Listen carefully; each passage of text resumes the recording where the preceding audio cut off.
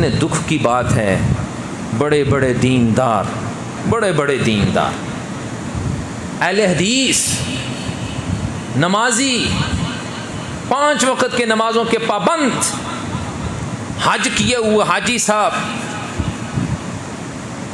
بہنوں کے حصے کی بات آئے گی ڈنڈی مار جائے گا، دل نہیں چاہتا، بہانے سے، مختلف طریقوں سے بہنوں کو وراثت سے محروم کرنے کی کوشش کی جاتی، کوشش نہیں کی جاتی، کیا جاتا ہے۔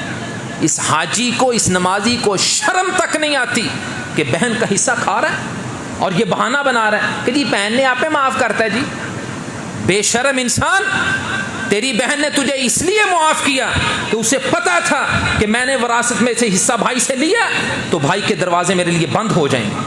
تو سمجھتا ہے بھائی بہن نے معاف کر دیا، تجھے پتا ہے معاشرے میں یہ ہوتا ہے، تیرا حق بنتا ہے کہ تو بہن کو حصہ دے۔ تیرا کوئی بھائی تو نہیں کہتا کہ میں معاف کر دیتا ہوں؟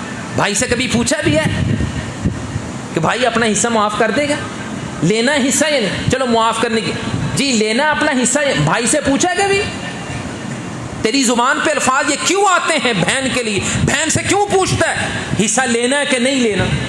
کیوں پوچھتا ہے؟ اس لیے کہ نیت میں کھوٹ ہے، دل میں چور ہے، بدنیتی ہے، گندی ذہنیت ہے کہ بہن کی شادی پہ خرچ کر دیا تھا، اتنا جہیز دیا تھا، تو اب بہن کا کیوں حصہ کیوں دوں؟ ایسے لوگوں کو اللہ سے ڈرنا چاہیے، اللہ سے ڈرنا چاہیے۔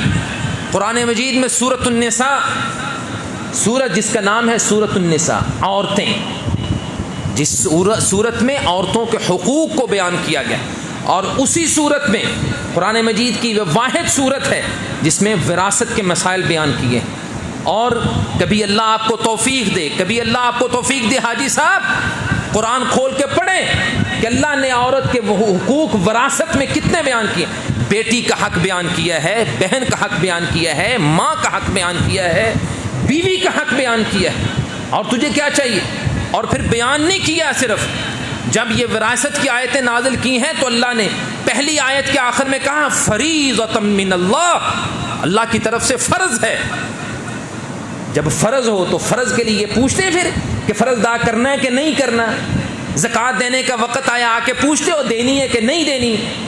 نماز کا وقت ہو تو پوچھتے ہو پڑھنی ہے کہ نہیں پڑھنی؟ بہن کا وراثت میں حق ہے، کیوں پوچھتا ہے کہ دینی ہے کہ نہیں دینی وراثت؟ اس کو دے، اس کا حق ہے، فریضۃ من اللہ، اللہ کی طرف سے فرض ہے۔ دوسری آیت ہے اس کے بعد اللہ نے اس کا اختتام کیا، کہا وصیۃ من اللہ، اللہ کا حکم ہے، اس پہ عمل کر۔ اس سے اگلی آیت میں اللہ نے پھر کہا تلک حدود اللہ، یہ اللہ کی حدیں ہیں، اللہ کی حدوں کو کراس نہ کرنا۔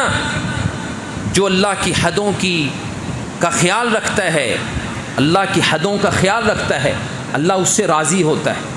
اور کہا وَمَن يَعْصِ اللَّهَ وَرَسُولَهُ وَيَتَعَدَّ حُدُودَهُ، جو اللہ کا نافرمان بن جائے اور اللہ کی حدوں کو پھلانگ دے تو کیا ہے؟ فَإِنَّ لَهُ نَارَ جَهَنَّمَ خَالِدًا فِيهَا، اس کے لیے اللہ نے جہنم کی آگ تیار کی ہوئی ہے۔ وَلَهُ عَذَابٌ مُّهِينٌ، ذلیل کرنے والا، رسوا کرنے والا عذاب اس کو قیامت کے دن ہو۔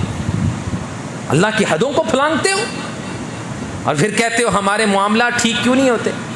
اور یہ بات یاد رکھیے، میں اپنے تجربے کی بات کرتا ہوں، جس نے زندگی میں اپنی بہن بیٹی کا حق مارا ہے، اللہ کی قسم اس کی زندگی میں سکون نہیں ہو سکتا، نہیں ہوتا۔ اس کے کاروبار میں برکت نہیں ہے، اس کے گھر میں برکت نہیں ہے، اس کی زندگی اس کے لیے اجیرن ہے۔ لوگوں کے سامنے چائے بتاتا پھرے کہ میں بڑا لینڈ لارڈ ہوں اور میرے پاس یہ ہے اور وہ ہے، اندر سے کھوکھلا ہے، اس لیے کہ ماں کا حق اور اپنی بہن کا حق دبا کے بیٹھا ہو، اپنی بیٹی کا حق مار کے بیٹھا ہو۔ یہ دوسرا رشتہ ہے جس کی ذمہ داری ہے ایک مرد پہ اپنی بہن کا خیال، اور وہ مرد کے جن پہ بہنوں کی ذمہ داری اس اعتبار سے بھی ہے کہ ان کے والد اگر فوت ہو گئے، ماں باپ فوت ہو گئے یا باپ فوت ہو گیا، بڑا بھائی ہے یا بھائی ہیں، ان پہ ذمہ داری ہے، ان کا فرض ہے بہنوں کی تربیت اور بہنوں کے اچھے رشتے کرنا۔ اللہ کے پیغمبر صلی اللہ علیہ وسلم نے فرمایا کہ جس کی 2 بیٹیاں ہوں یا 2 بہنیں ہوں، ان کی اچھی تربیت کرے، ان کے ساتھ حسن سلوک کرے اور اچھی جگہ پہ ان کے رشتے کر دے. یہ کل قیامت کے دن اس کے لیے سفارشی بن کے کھڑی ہوں گی اور اس کو ساتھ جنت میں لے کے جائیں گی. یہ مقام ہے بہن کے ساتھ حسن سلوک کا.